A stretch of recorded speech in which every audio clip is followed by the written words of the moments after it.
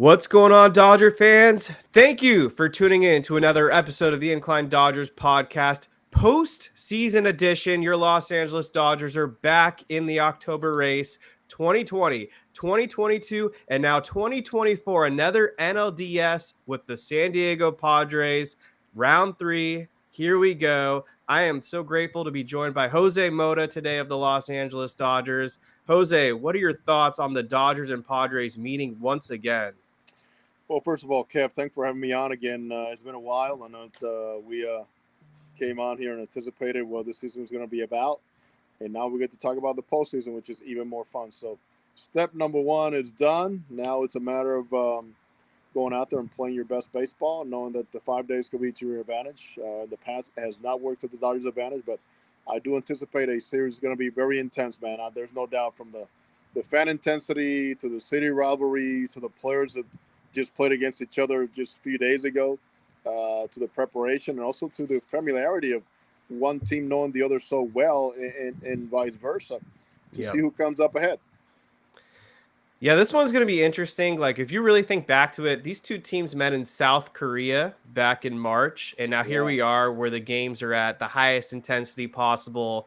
You know, both these teams want to beat each other. There's been some feud, a little bit of a rivalry on both sides. Obviously, the Dodgers came up short last time in 2022, and they lost the season series to the Padres, but they did end on a high note, taking the last 2 or 3 to clinch the division. So that was nice. And the Dodgers are healthier in terms of position players.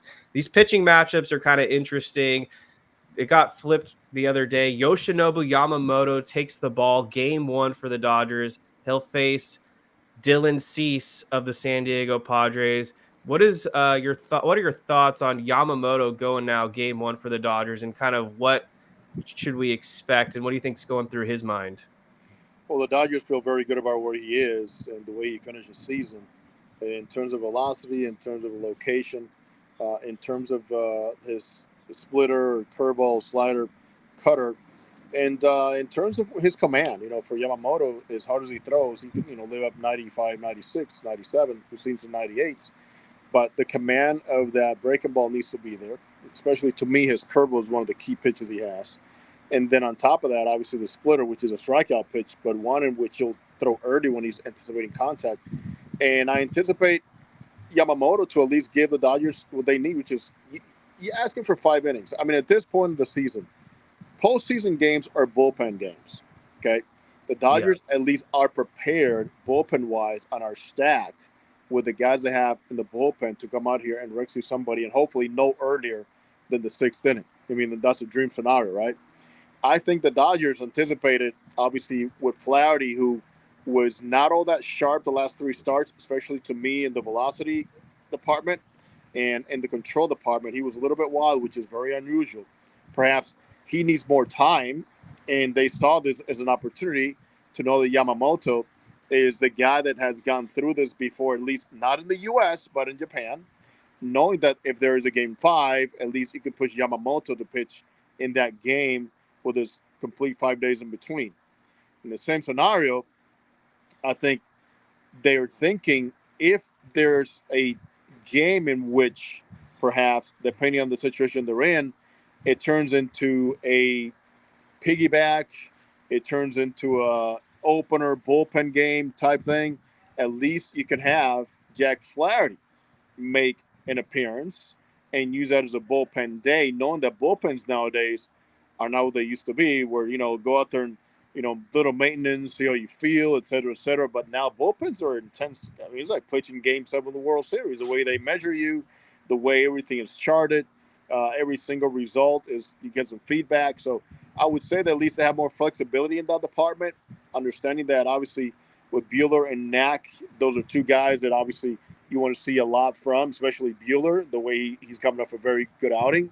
But to me, it's quite interesting to see that they flipped it, knowing that also, Flaherty has experience in the postseason. Yamamoto does not here in the U.S. So let's see how it all works out. But at least this gives them the opportunity, at least if there was a game 5, to have Yamamoto rested and have him pitch more than one time in this series. Yeah, so There was some pushback from some Dodger fans a week or two ago about not having Yamamoto pitch against the Padres in that pivotal last series. But I actually think it worked out in the Dodgers' favor because I don't think it would have been beneficial for the Padres hitters to see Yamamoto for a third time so close to the postseason. He's only faced the Padres 2 times this year, and both times were not very well, especially that first start in Korea, where I think he only went 1 inning and gave up 5 runs. But the Padres overall had Yamamoto's number in the regular season. 12 ERA, 6 innings, 8 runs. So hopefully third time through for Yamamoto this time. He can figure it out, tweak some things, and be an efficient pitcher in the playoffs because they're going to really need him, as you were mentioning. Like going game one is huge for the Dodgers. They need this guy to really step up. And I'm talking about a guy that perhaps in one point of his career in Japan, this guy threw 138 pitches in one game. I mean, that's like unreal. You don't even see that anymore anywhere in the world. But I'm not going to say he's going to go 138, but at least you know that by the way he pitches and by the way that he also uses. Let me tell you one thing about Yamamoto too is Yamamoto's a very good ground ball pitcher. So you see like the out in Atlanta where he's in trouble first 3 innings, first 4 innings, and he ended up having the Braves go 0 for 7 in scoring position. But he wasn't looking for the strikeout. He's looking for the ground ball, and plays were made behind him, fortunately. So he presents different dimensions than don't necessarily mean strikeouts, even though he does average a strikeout over strikeout per inning. But I think he brings a dynamic in which, even though, as you mentioned, the Padres did shell him in Korea, he was not himself. He made an adjustment second time around. And to me, it really, I don't put a lot of bearing or weight on whether he got seen or not here in September. I mean, it just didn't fall in line for the rotation spot because obviously he's in a very strict schedule. But now is where he himself has to be flexible to know that this is what they signed him for and that the Dodgers need him more than at any other point of his career or his Dodger career or in the big leagues because there's not that many options anymore. He is the horse. He is the clog. He is the one guy that can give them at least some length to go out there and know and set up their bullpen well the rest of the time. So Padres manager Mike Schilt was asked about how they're going to approach Shohei Ohtani, what their strategy is. No surprise, he didn't reveal what his cards were. What do you expect the Padres approach from the pitcher side of thing? How they're going to attack Shohei Ohtani? Actually, just going back to not even the last series where they attacked him in the zone, but Ohtani was the key Dodger hitter in key games in September, and he did not miss strikes. I mean, Shohei was not trying to overdo it. Ever since he hit the home run number 50 the other way, I'm like, and I actually told my dad this the week before. I said, Shohei, I'm watching him hit in the cage, and I'm watching his approach, the way he's taking pitches. There's going to be a surge here very soon, and that's exactly what happened because when he shortens up and uses the big part of the field, that's when everything goes up. His power goes up to center field when he hits most home runs. His on base goes up because he takes walks. He's seeing the ball well. So I'm going to go back to the series of San Diego, where from pitch number 1, they got him off the plate and they moved his feet and they put him on his heels. And I would guess that is the approach they're going to take in this series, which, again, they didn't take the last series, and he shelled them. So let's see what happens. I mean, a lot of guys sometimes lose on their command, and you trying to push a guy off the plate, you miss inside, and he mokes you like he did to Michael King leading off that game here recently. So we'll see what they do. But obviously, in series like this, like the Dodgers must do, you got to pick a guy or two that cannot beat you, as we say, quote unquote. The star guys that you're going to pick a spot and go, he is not going to beat me this time. He cannot see a strike. And then other times we're going to, let's go on attack mode. Let's look at the scoreboard. Let's see who I have on the mound, his command, and go after it. But I know one thing, Shohei needs to be patient. Shohei needs to see the Padres pitch to him. And Shohei needs to understand that he's got a very deep lineup behind him. So it's not just on him, but hopefully there's going to be enough traffic. And to me, traffic is going to be important for the Dodgers this series because you got to allow yourself to win games without slugging, even though this is a slugging team. But now you're going to be facing 1, 2, and 3 in rotations. And usually those guys don't get beat by slugging, but more than anything, if you can get into their heads by having a lot of traffic on the bases and be a good situational team, that should do it for you in terms of scoring enough runs to win. Yeah, so speaking of Shohei, for those that didn't catch the episode, I think it was back in February, maybe March, we asked you about Shohei Ohtani, and the one thing that stood out to me was you mentioned his base running ability, and this was a time when I think Shohei's career high in stolen bases might have been 28, 26, something like that, Right. and you said he could steal 50 bases if he wanted to, which at the time seemed like a very far-fetched, out of this world number. And to many of our surprises, including myself, he did it. So I guess take your victory lap. Let us know, like, kind of just how you think he was able to accomplish this, and your perspective on just the season Shohei Ohtani had in year one in Dodger Blue. I was just looking at number one, Shohei's ability to learn the game and to want to get better. Shohei's emphasis the entire offseason on his legs, because he wanted his legs to be stronger to play a full season, number one. And then by having stronger legs, that was going to, kind of alleviate a little bit more his rehab on his elbow. So there's like a double-edged sword there on what you want to accomplish by getting your legs stronger, and he did it. And then the savvy, and I know the resources the Dodgers have in order to make players better. You go to Dino Ebel, you go to Clay McCullough, you go to Dave Roberts, and use all those resources along with baseball operations to say, I need to get better at this. How do I do it? Well, if you have any video of Shohei Ohtani and the workouts at Dodger Stadium in January, there's no hitting. There's all about running. It's all about his legs. So I took that to heart and say, you know what? He's going to be on a mission to go out there and be a pest on the bases, to learn more. Shohei is a guy that throughout his career in the big leagues had been learning to become a better base runner.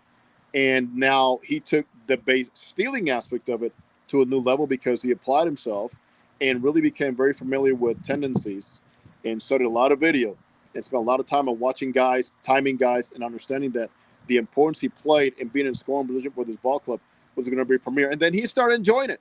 He took this as a challenge. I mean, not only stealing second base, but also stealing third many times when he knew he was paying attention to. But I think I really enjoyed, Kevin, the fact that when you take chances on the base stealing based on tendencies and probabilities and possibilities and percentages, you kind of get that little pat in the back of saying, I did that because I actually studied and I anticipated this guy going home or picking over. And now with the rules, I mean, it's more than advantageous for a base runner if you do your work to know that you can go out there and steal 30 bases. I'm not going to say easy, but if you put your heart to it, you don't have to be the fastest guy to know that it's much more advantageous to you to go out there and get it done. And Shohei came up with almost 60 stolen bases. Yeah, that's right. Well, you called it, and Shohei had a tremendous season, should be the unanimous MVP, had the greatest season ever for a designated hitter, and one of the best, if not the best, offensive season ever for a Los Angeles Dodgers player. So to kind of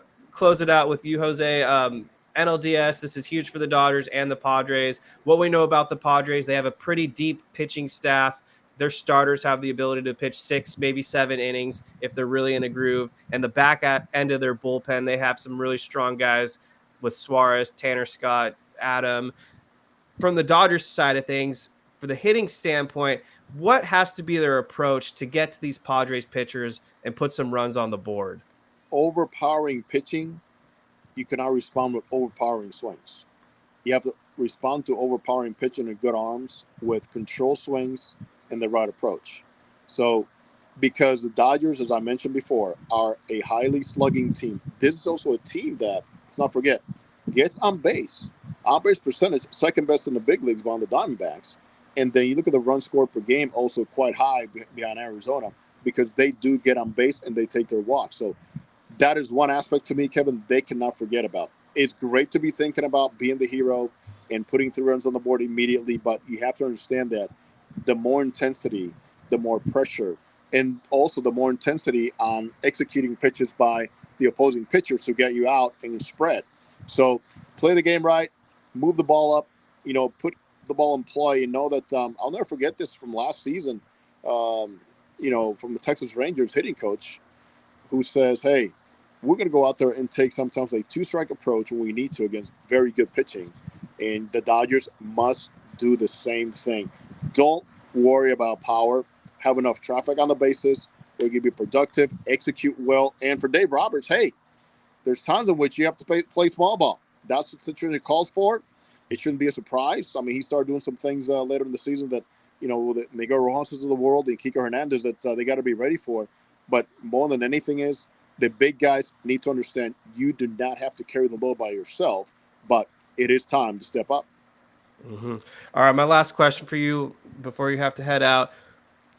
Pitcher, hitter, who is a Dodgers X factor that you're going to be eyeing on and could potentially make the difference in this series? I'm going to pick two guys. Okay. I'm going to pick Gavin Lux, and I'm going to pick Will Smith. Okay. Batter's box, different sides. Will Smith has been there before.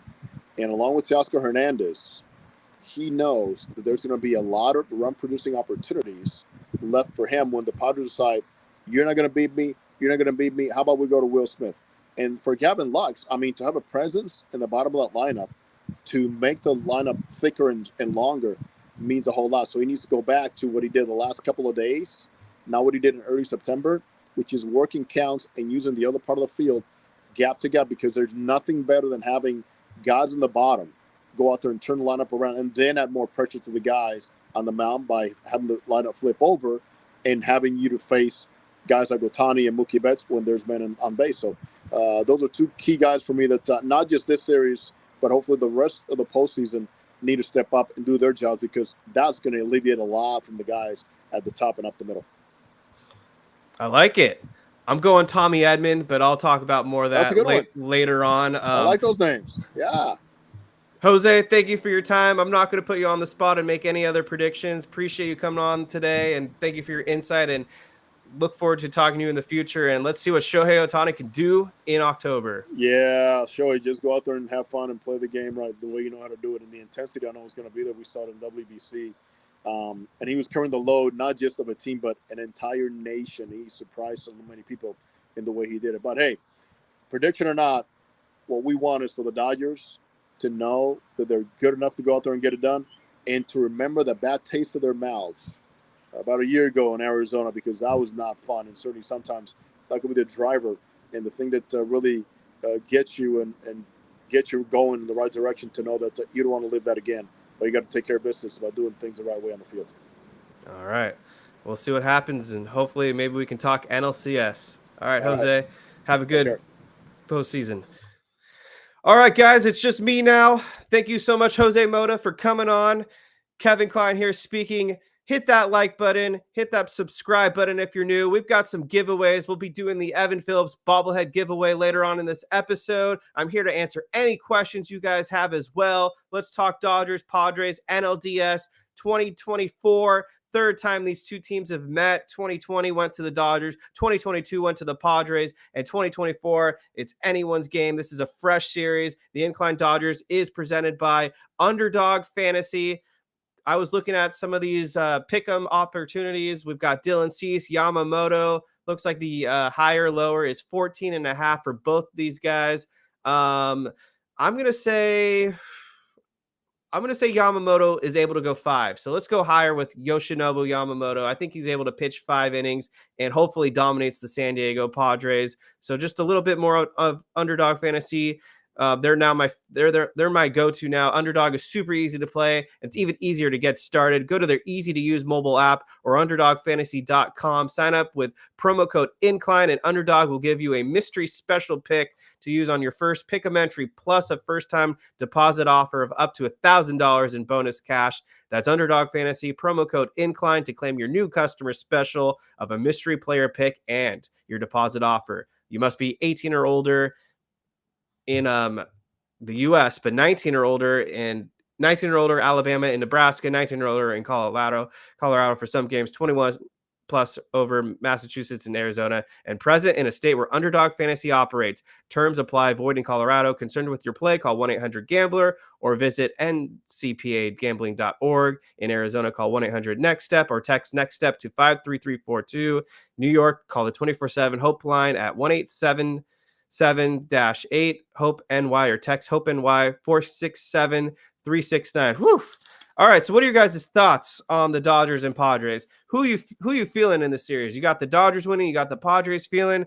I think this is going to be a very stressful and tough series regardless. Both these teams are stacked. You could argue they're the best two teams in the National League, and I know the Phillies exist, but the Padres have been the hottest team in the second half, and the Dodgers have the best record in all of baseball, so they have the 1 seed.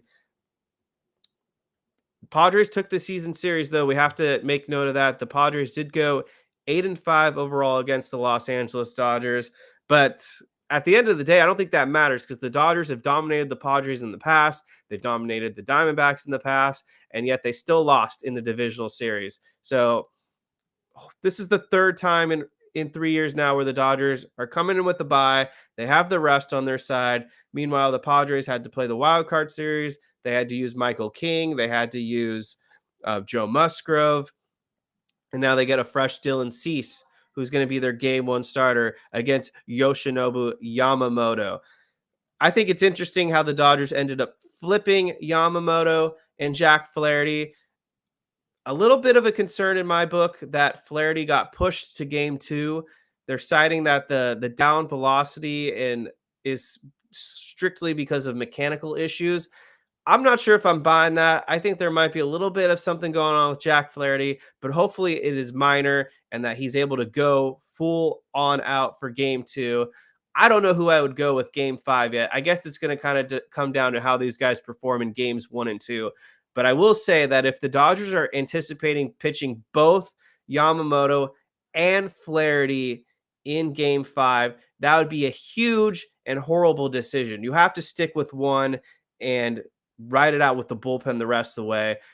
Whether it's Flaherty or Yamamoto coming out of the bullpen if it's necessary, that would just be stupid for a couple reasons. One, look at the back end starters, Walker Buehler and Landon Knack. So if you burn both those guys in game 5 being Flaherty and Yamamoto, do you really want to go with Walker Buehler or possibly Landon Knack in game 1? No, absolutely not. That just seems foolish. Second of all, this happened in 2021 when we brought Max Scherzer out of the bullpen for that game 5 against the Giants. Don't know if it was necessary. Maybe it wasn't. Well, ultimately, that made Scherzer run out of gas, and eventually he had dead arm and was useless in the NLCS. So you have to stick to one or the other. And let's not even talk about 2019 when we brought a starter out of the bullpen. When they did that with Kershaw, that was a disaster. So you pick one starter.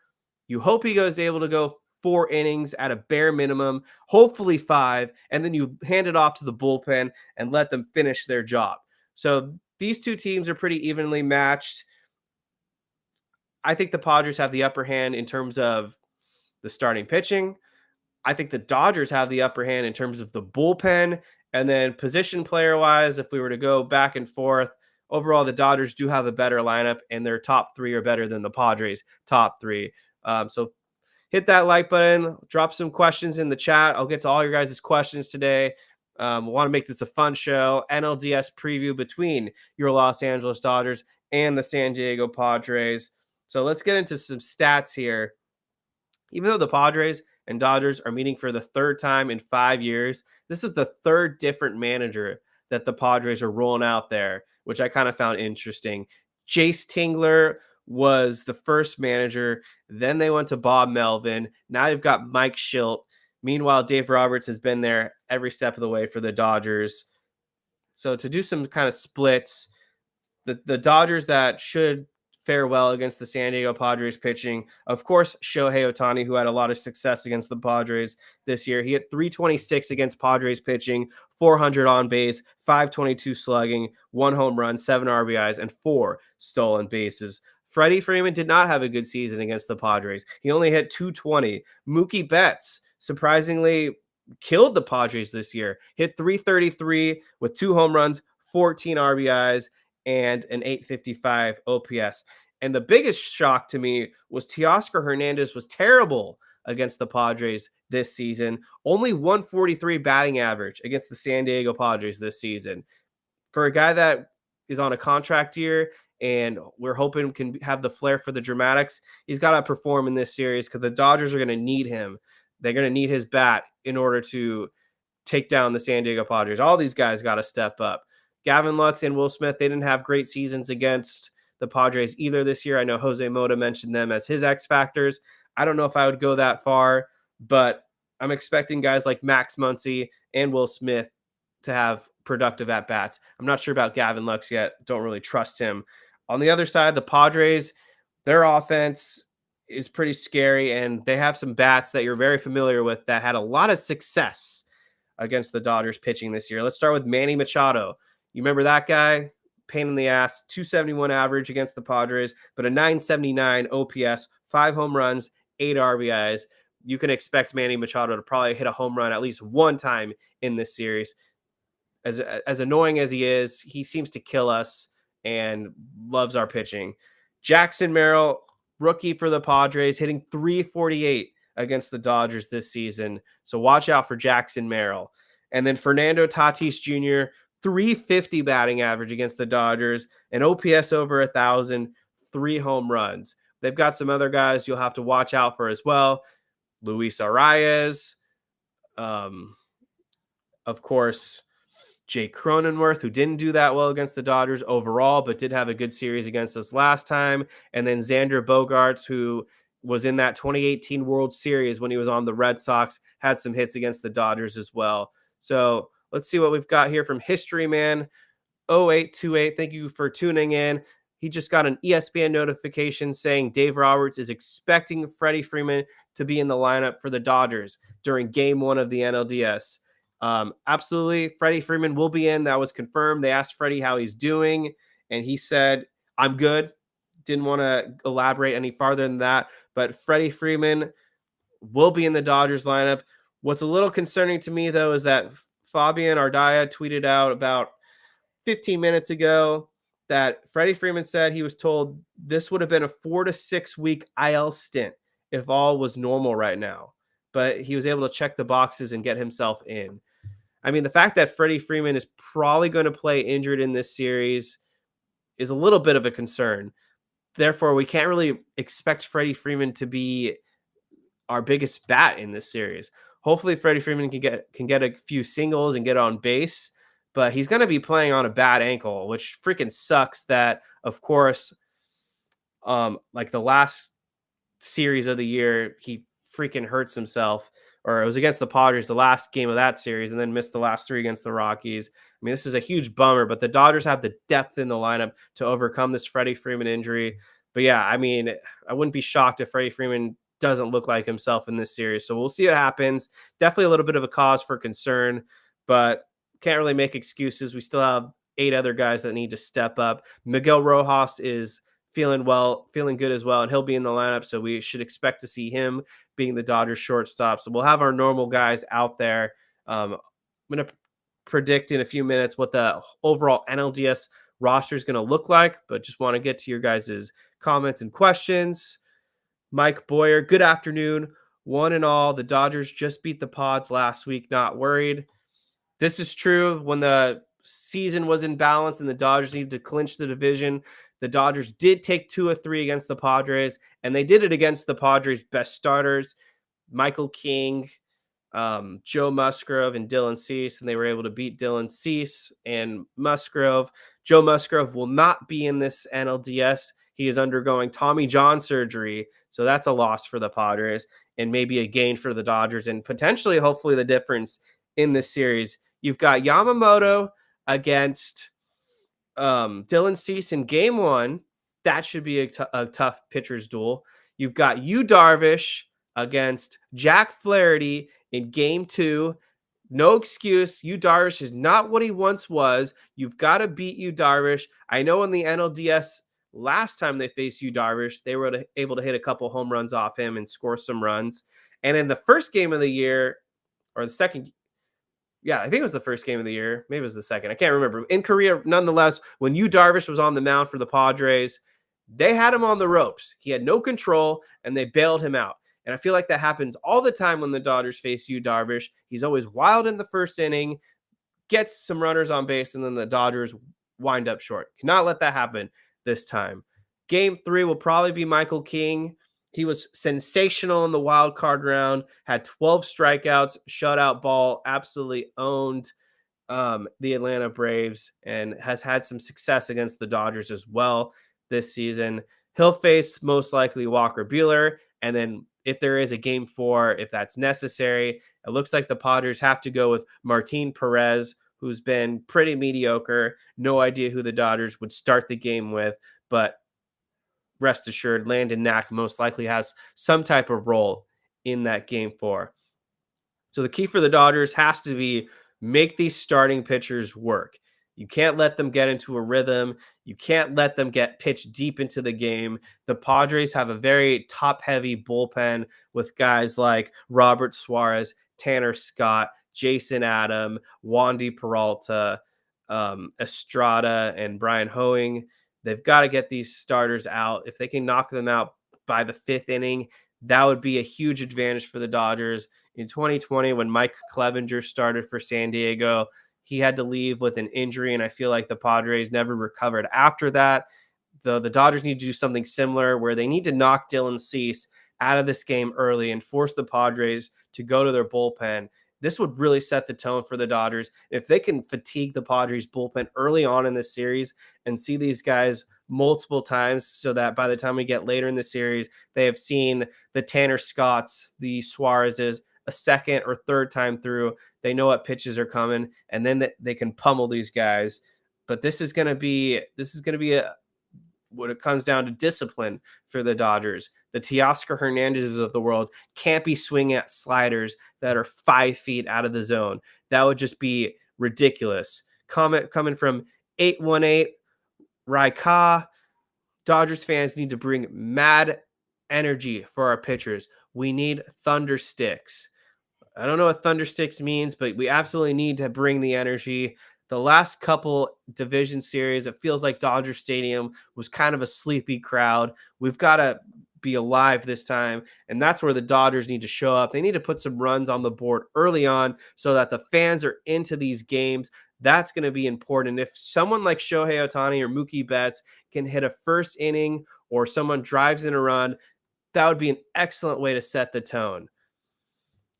From EM, Suarez has not been good lately. Important development. I mean, that's a fair comment, but the facts are Suarez was throwing 101 miles per hour in that divisional series against the Braves.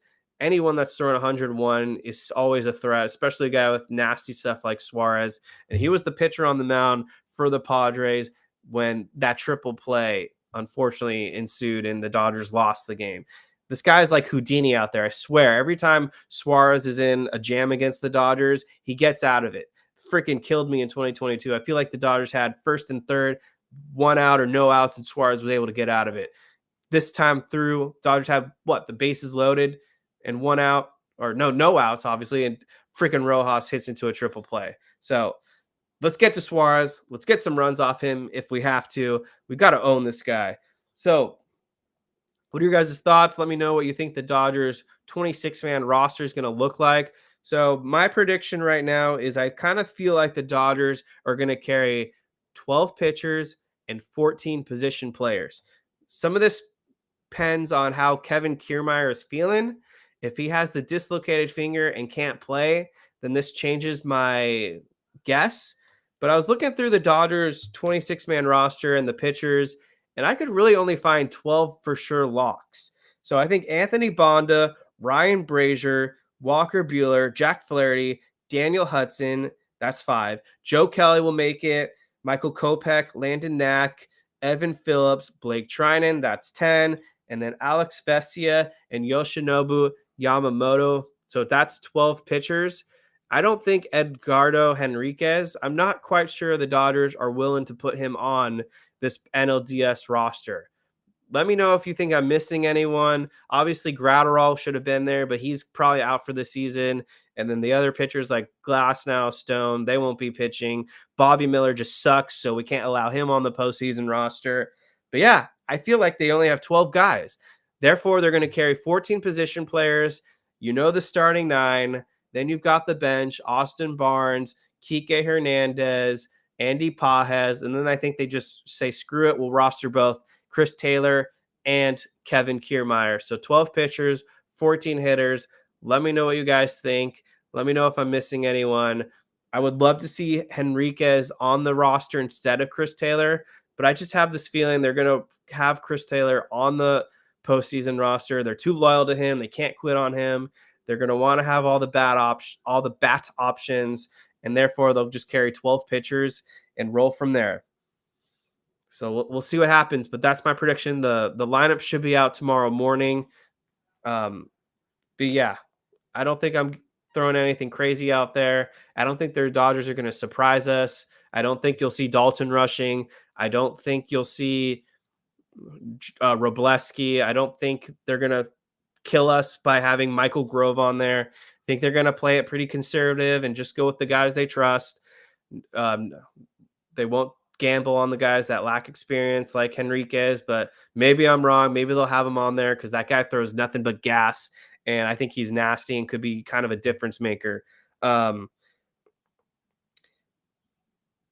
So yeah, one of the things I wanted to talk about that just really rubs me the wrong way is the fact that the Padres are essentially gatekeeping their home games so that no one from Los Angeles County can come to these games. That is just some pussy shit right there. Like, these games are going to sell out nonetheless, and they'll get all their Padres fans there for the most part, with the exception of LA residents or LA Dodger fans that live in San Diego. But I mean, this is just cowardly. Like, how insecure do you have to be to block Dodgers fans from coming to your stadium? I mean, this is the whole part of sports to begin with, is that you're supposed to have opposition and have fans from out of town come to your stadium and have both sides root for their favorite teams. Are the Padres really that worried that they can't fill up a stadium with their own fans, and that the Padres fans themselves are too lazy to get those tickets right away? I mean, this is just some BS. I mean, this is cowardly. And I hope that karma really bites them in the ass like it did last season when they had the Clayton Kershaw Jumbotron nonsense. And the fact that the Padres were already chanting "beat LA" after they clinched the series against the Braves. I mean, you want to talk about rent-free. That's the definition of rent-free right there. I mean, the Padres think that this is some Lakers-Celtics rivalry bullshit that dates back for decades. I mean, the Dodgers have been relevant for over 70 years, and the Padres have been relevant for a whopping 5 years.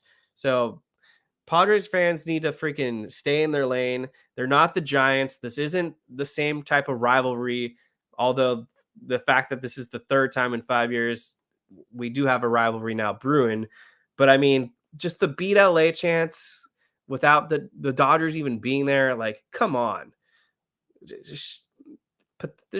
And then there was that one fan that was wearing the Clayton Kershaw jersey and then tore it off and turns out to be a Padres fan. I mean, like, what are we doing? This is what the Padres like live for, trying to beat the Dodgers. Do you think Dodger fans live for beating the Padres? No, we barely think about them until we actually match up. But this is what the Padres do. They build their team to try to beat the Dodgers, and so far they've been successful up until this point, but the Dodgers have some momentum on their side. We did take the last series, and we'll see what happens. I mean, this has to be it for Dave Roberts. He has to be managing for his job. And I don't mean managing for his job where he goes all out and costs us in the NLCS if he's over managing this NLDS. I mean, Dave Roberts needs to push the right buttons, pull the right strings, and manage like the better manager for once, because we've let the inferior teams beat us the last couple of years. And frankly, I'm sick of it. We have the better talent. We have the top tier hitters. Shohei Ohtani, who addressed the media today, said, "I'm not nervous. This guy breathes baseball." This is the moment Shohei Ohtani has been waiting for. Shohei Ohtani is going to shine in this series. I can feel it in my gut. I think Mookie Betts breaks the slump as well, has a big series. These have to be the two guys that carry this Dodgers team. They really have to step up. Freddie Freeman kind of gets a pass because he's hurt, but he still has to, if he has a runner on third with one out, you got to get the sac fly at a minimum, man. They got to get productive outs. A team as a whole, they have to get the productive outs. They cannot strike out with runners in scoring position. That is the cardinal sin right there. I think Tommy Edman is going to be the difference maker in this series. From a more role player standpoint, I think this is the guy that's going to come through with a couple clutch base hits, maybe start a rally, provide some good defense. Not expecting much from Tommy Edman, but I think his hits are going to be timely. And I think that's going to be huge for the Dodgers. I remember Tommy Edman was a pest against the Dodgers in that wild card game when he was on the Cardinals. And I mean, this is a revenge series for Mike Shildt as well. Because if you remember, he was managing the Cardinals when the Dodgers walked it off on that Chris Taylor home run in 2021. And then Mike Shildt got fired a few days later. From EM, Hosmer was dragging the Padres fans for the beat LA thing. Good for you, Eric Hosmer. I'm sure Eric Hosmer is not the biggest Padres fan right now himself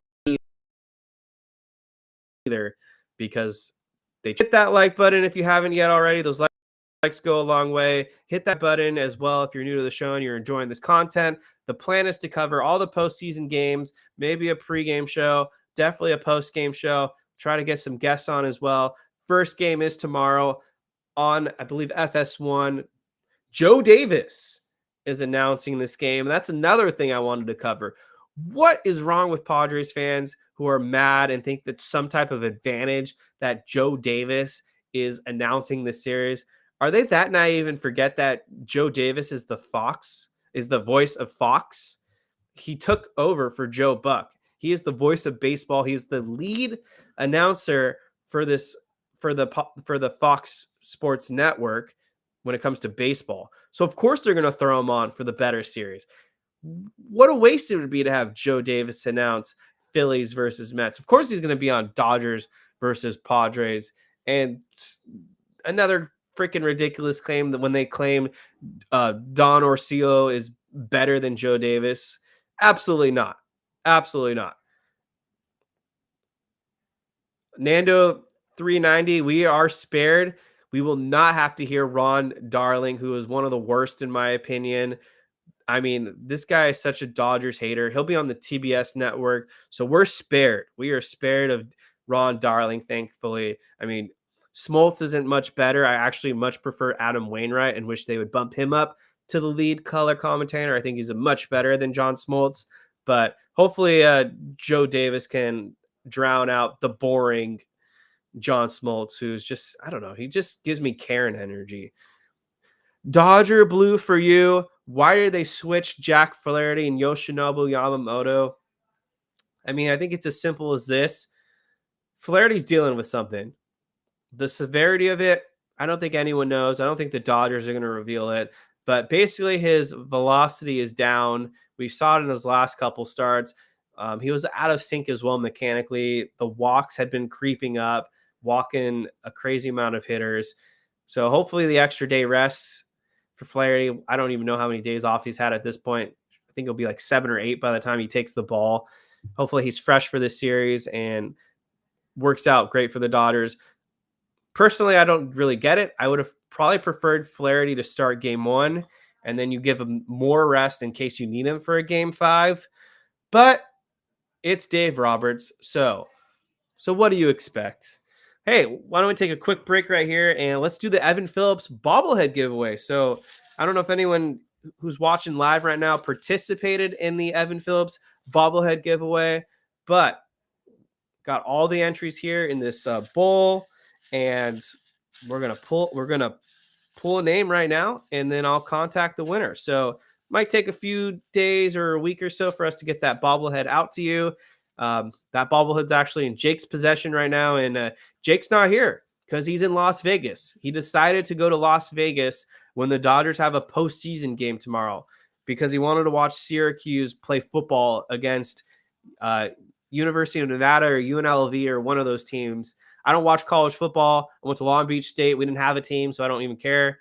But yeah, Jake's in Vegas, and hopefully he can be available for some of these games, and we'll talk some Dodgers. So let's pull a name right now. Let's see what we've got. And the winner, Jaime Gonzalez 2424, who commented on the YouTube channel. So Jaime Gonzalez, I will be reaching out to you.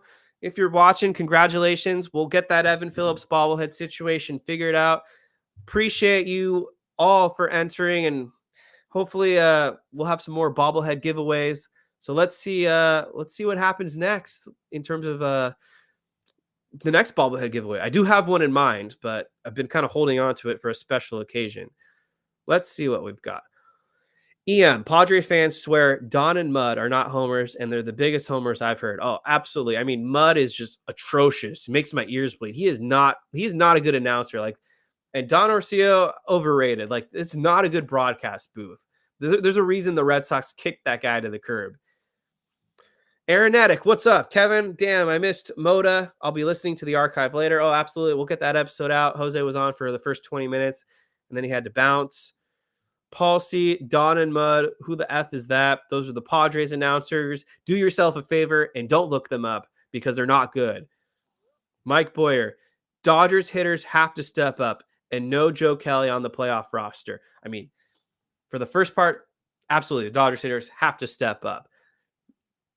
Shohei Ohtani, Mookie Betts, Freddie Freeman, Max Muncy, Will Smith, Teoscar Hernandez. You go down the line. Kike Hernandez, he'll have some pivotal at bats. They all have to do their part. They all have to this time show up as a team. What do we have? One home run last season in the postseason from JD Martinez, and he's not even here anymore. So I want to see very productive at bats. I want to make these guys grind, make them work. I think that first inning is going to be huge. If we can get Dylan Cease to throw somewhere between 20 to 25 pitches in the first inning, that would be massive for the Dodgers. You look at Dylan Cease's postseason track record, a very small sample size, but he hasn't been good in the playoffs up until this point. Joe Kelly will be on the playoff roster. I pretty much can guarantee that to you. This might have been a different discussion if Brusdar Graterol was healthy, but Brent Honeywell's hurt as well. I don't even know if he would have made it, but Joe Kelly's been there. He's had success against the Padres in the past. We can pull up the tape, even though it's back in 2020. I believe it was game 2 when Kenley Jansen got into some trouble. Out came Joe Kelly to save the day, and he got the save for the Dodgers. Joe Kelly, they also believe, found something mechanically. Don't know how much stock you can put into that, but the Dodgers aren't going to quit on Joe Kelly, a guy that's won multiple World Series, has been there, done that, has basically been on all the Dodgers playoff rosters. He wouldn't have been a lock if more guys were healthy, but given the short amount of options we have now, Joe Kelly's going to be there. And that's just the reality of the situation. Aaronetic, will the incline go live after each playoff game? I want to say yes. I think that is the goal for this postseason, to go live after every postseason game. Maybe we'll have different guests and different personalities to make it fun. In the past, this is something we didn't do, but we're going to go crazy this year. Hopefully, we have multiple rounds to talk about because the last 2 years have been a bummer. Been excited about the postseason, putting out content, and then the Dodgers get bounced in the first round. So I think we've covered everything in terms of this Dodgers Padres NLDS on paper. Everyone knows what these two teams have to offer. Both have pretty good pitching staffs. Both have potent bats in the lineup. If you want a reminder, I mean, the Padres have Manny Machado, Tatis Jr., Jackson Merrill, Luis Arias, Jurickson Profar, just a pretty deep lineup, and a number of these guys have had the Dodgers number, especially Tatis and Machado. So we got a Chris Sale freaking Machado. Throw him that nasty slider out of the zone and make him swing and miss so he falls onto his knees like the Johnny Hustle that he is. You cannot give these guys pitches to hit. That would be the one thing that pisses me off, is if we fall behind in the count and give someone like Machado a fat meatball over the plate to hit for a home run, or you let Fernando Tatis Jr. hit a big home run. For the Dodgers, I think the formula is very simple. This is what I'm expecting. Yamamoto, Flaherty, Buehler, Knack, probably going to go 4. If we're lucky, 5 innings. I would be shocked if any of these starters pitch into the 6th. If anyone has a chance at this point, it's probably Flaherty because he's stretched out. But even him, he's a question mark because he's kind of labored in the last few starts and hasn't had the best control. But Dave Roberts has to be aggressive. He's got to ride the bullpen. We've got all the arms. Daniel Hudson's a guy that needs to step up. He's been kind of rusty and fatigued, to be honest, the last couple months, and a liability out there. I don't know if you can throw Daniel Hudson in the 8th or 9th inning, but Daniel Hudson can certainly go in the 5th or 6th inning if needed. Blake Trinan is gonna step up. He's been having some huge momentum down the stretch for the Dodgers. And then Vassia has just been an absolute animal for the Dodgers in the pen.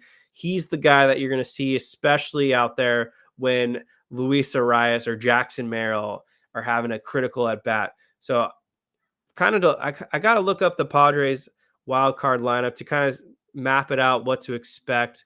Let's see if I can find what the Padres' most recent lineup looked like so that we can kind of foresee what to expect.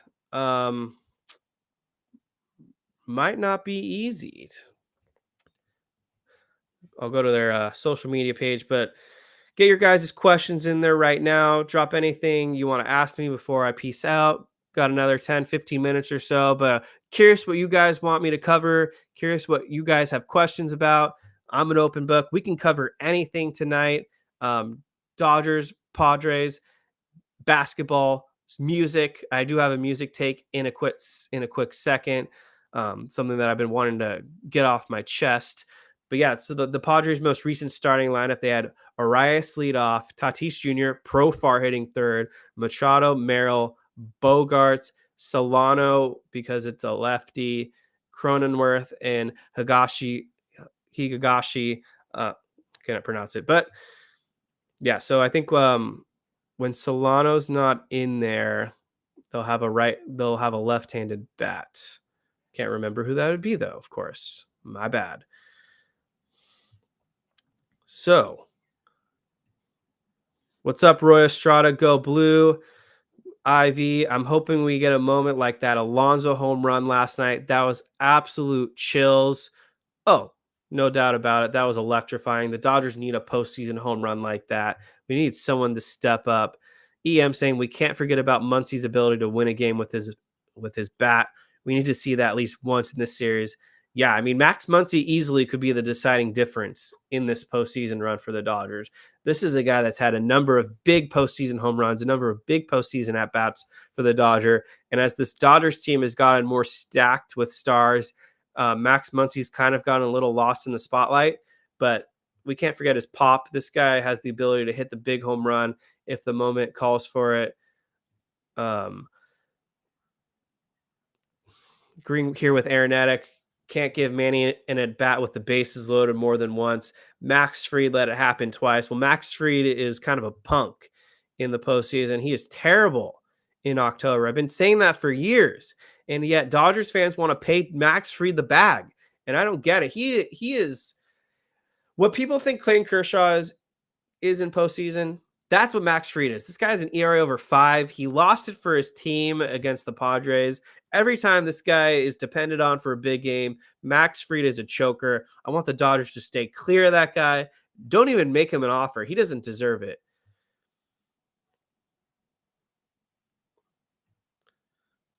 Dodger Blue for you.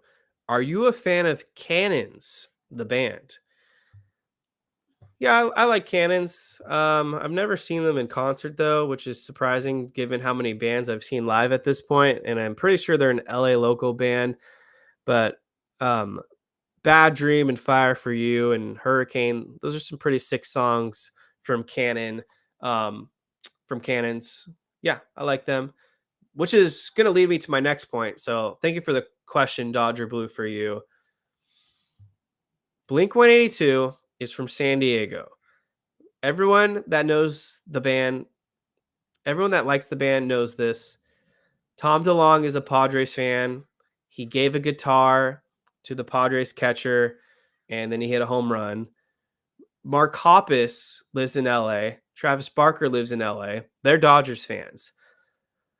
But all the small things becoming the Padres' new anthem, we need that to stop. That song is not the Padres anthem. First of all, that song was way bigger in Los Angeles than it ever was in San Diego. I don't care that they're from Poway. Two of the band members don't even recognize themselves as San Diego residents anymore. But if I hear all the small things after a Dodgers win, or sorry, after a Padres win at Petco Park, if they beat the Dodgers, I don't know if I'm going to be able to listen to that song for years. And that's going to be harsh for me because the Blink-182 is my favorite band. Anyone that knows me knows this as a fact. And so I hope the Dodgers just sweep their asses. Let's just beat them in all 3 games so they don't get to blast all the small things anymore, because I don't want that song to get ruined for me. That's one of my all-time favorite songs, and I don't want it to be associated with Petco Park. I don't want it to be associated with sleazy Padres fans, all those bandwagoners, the ones that bash the Dodgers online and social media. If anything, beat the Padres so that I don't have to hear all the small things being in favor of the Padres. That's all I asked for at this point. Like, it could have been any band, but no, it has to be my favorite band. And now it's associated with the Padres. Like, this is just terrible. This is absolutely just gut wrenching for me. Coming from Roy Estrada, in this short story, is there a chance we leave Daniel Hudson off the playoff roster? Don't want Roberts using him in a 1-run game. There's a 0% chance Daniel Hudson will be left off the NLDS roster unless he's hurt. He's a proven veteran. He was one of the Dodgers' best relievers in the first half. He closed out games, pitched in 1-run games. I don't think they should use him in the 8th or 9th inning in a 1-run game, but I wouldn't be shocked if they use him in the 5th or 6th inning and it's a 1-run game. I mean, he's a high leverage reliever, even though he's kind of tailed off in the second half. He's still a guy that's been there, done that. He's won a World Series with the Nationals. That can definitely play into a Dodgers advantage here in this series. You want guys that have been there and done that. And the Dodgers have the luxury at this point that have a number of relievers that have been there and done that. Daniel Hudson, Joe Kelly, and Blake Trinan being 3 of them. Vesia hasn't won a World Series with the Dodgers, but he has plenty of postseason experience at this point. So yeah, you got to trust the veteran. That's how it goes. Frankie Honolas, what's going on, Frankie? What's your take on Musgrove out? If you haven't commented on this already, I mean, the fact that Joe Musgrove is going to miss the series because he's going to undergo Tommy John surgery has to play an advantage for the Dodgers. I mean, instead of having Joe Musgrove available now in their back pocket to pitch game 2 or game 4, whatever it was going to be, now they got to circle it down to Yu Darvish in game 2, who's not the same Yu Darvish that he used to be. He doesn't throw as hard as he once did. He took off half the season for personal reasons. He wasn't even that impressive in Korea. He hasn't been impressive in the second half. He's got an ERA over 4. He's kind of wild with his command. And then Martin Perez he throws nothing but junk. This is a guy the Dodgers can certainly take deep and pummel if they need to. I would definitely start Andy Pages if Martin Perez is starting a game for the Padres. I would put Andy Pages, well, if I was running the show, I'd put him probably in right field and Mookie Betts at second base. You got to stack all your right-handers and just get to Martin Perez. I mean, there's only 2 Padres pitchers I feel like we have to worry about in the rotation, and it's Dylan Cease and it's Michael King. Dodger Blue for you. Is Juan Soto trying out for the Dodgers this postseason? He did say he wanted to play with Ohtani. No, I don't think Juan Soto is going to be a Dodger this upcoming offseason. I think the Dodgers are pretty financially committed to a lot of contracts at this point. He's probably going to go to the Mets. I think it has Mets written all over it. He wants to be on the East Coast as well, from what I can kind of gather. When it comes to the off season, Dodgers are going to have to focus on getting some starting pitching, because who knows what's going on with Tyler Glass now. And I mean, Blake Snell's a free agent. Shane Bieber is a free agent. Garrett Cole could be a free agent. There's a lot of guys that are going to be on the free agent market, and I think the Dodgers have to focus on pitching. As redundant as it seems, they seem to run out of pitchers. Guys get hurt, and now they've got Glass now, who's dealing with more injuries. Shohei Ohtani will be back to pitch for the Dodgers, but who knows how many innings they limit him at. So, yeah, I think the Dodgers focus, and we'll see what happens in this playoffs, has to be pitching. Aeronautics, the only Blink-182 song I know is the one that was on the Spider-Man 2002 soundtrack. So that was like 22 years ago. Spider-Man, I don't even know what song that could be. Trying to Google it real quick because I am definitely intrigued.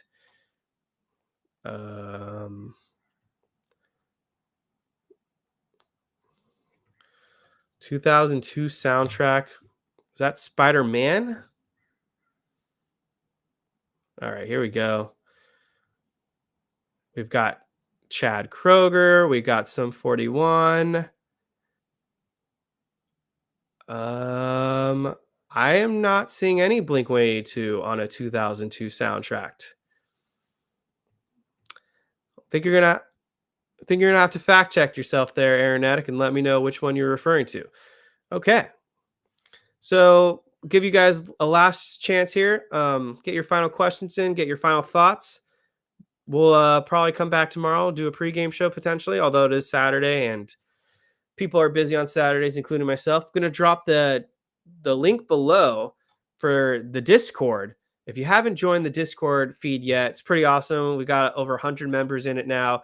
Chat's going to blow up when these NLDS games start, and you're going to want to be in on the action and get all the people's scorching takes. There's going to be a lot of emotions. There's going to be some highs. There's going to be some lows. Okay, so you're thinking it was Sum 41. I just saw Sum 41 last night at the YouTube Theater. Fun fact right there. And Sum 41, they still got it. It was a good show. All right, so let's go through some quick predictions real quick. Let's make this fun.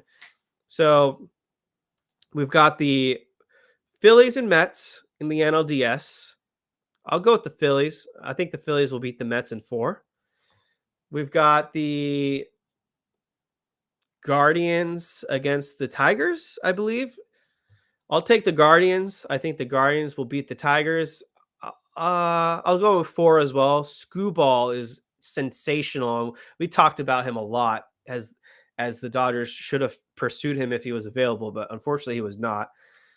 But I'll take the Guardians, and then Yankees, Royals. I'll take Yankees in 3. That just feels like a massive mismatch right there. And I think the Yankees should be able to handle the Kansas City Royals. And then in terms of the Dodgers and Padres, I'm too scared to make a prediction because I feel like every time I make a prediction, I'm wrong. So instead, what I'm going to do is just say these predictions. I will say, throwing them out there right now, I say Manny Machado homers at least once in this series. I think Dylan Cease gets shelled. I think we're going to get to Dylan Cease. Fernando Tatis will have a home run as well.